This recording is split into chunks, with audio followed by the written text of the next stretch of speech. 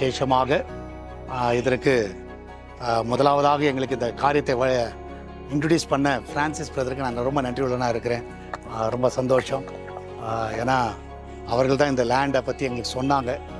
சொன்ன பிறகு அருமையான பாலாசார் குடும்பத்தை சந்திக்கும்படியாக, சகோதரியை சந்திக்கும்படியாக கர்த்தர் உதவி செய்தார். அதற்கு நன்றி செலுத்துகிறேன். இந்த இடத்துல ஒரு ப்ரைம் லொக்கேஷனை கர்த்தர் கொடுத்ததுக்காக நன்றி. இந்த இடத்துல நிறைய பேர் கர்த்தரை அறிய வேண்டும் என்ற ஒரு வாஞ்சை தான். இந்த பகுதிக்கு நாங்கள் இந்த சபையும் ஒரு ஆசீர்வாதமாக இருக்கணும். நாங்கள் பிளான் பண்ணது வேறு, ஆனால் இப்போ நடந்து கொண்டு இருக்கிறது வேறு.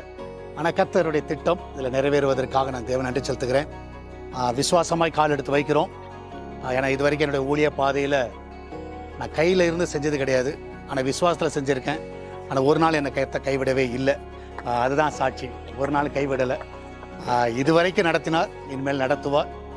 அந்த ஒரு நம்பிக்கையோடு இன்றைக்கி ஒருவேளை எங்கள் சபை மக்கள் எங்கள் கூட இல்லை, ஆனால் எல்லோரும் நான் தெரியும், எல்லோரும் ஜபத்தில் இருக்கிறாங்க. ஏன்னா நான் சொல்லியிருக்கிறேன் 10 to 1 கண்டிப்பாக ஜோம் பண்ணுங்கன்னு. கண்டிப்பாக அவங்க ஜெபிப்பார்கள். அதற்காக நான் நன்றி உள்ளவனாக இருக்கிறேன்.